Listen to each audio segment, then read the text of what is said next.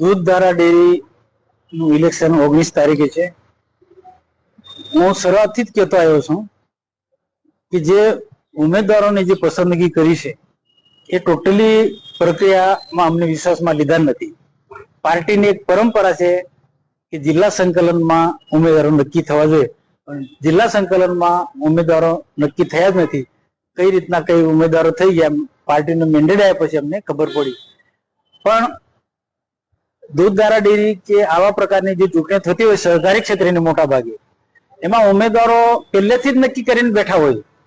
અમે ગમે એટલા સ્ટેટમેન્ટ આપીએ, ગમે એટલા પ્રયત્નો કરીએ, પહેલેથી ફિક્સ જ હોય કે મત કોને આપવાનો છે, અને બધું રીતના એડજસ્ટ બધું થઈ જતું હોય છે.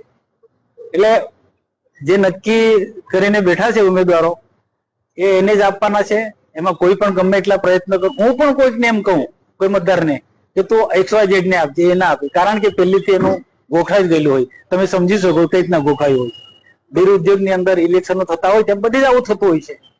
અને એવા પછી ડિરેક્ટરો ચૂંટાઈને પછી શું કરે, એ પછી બધું જે પણ રીતના જે તમારી ભાષામાં, બધા મીડિયાની ભાષામાં જે તમે લખો છો, હવે ઓછું બોલે, તમે વધારે લખો છો, પણ સાચું લખો છો, પ્રજાનો અવાજ તમે મૂકો છો. મારી મર્યાદા હોય છે, એ રોકવું પડે.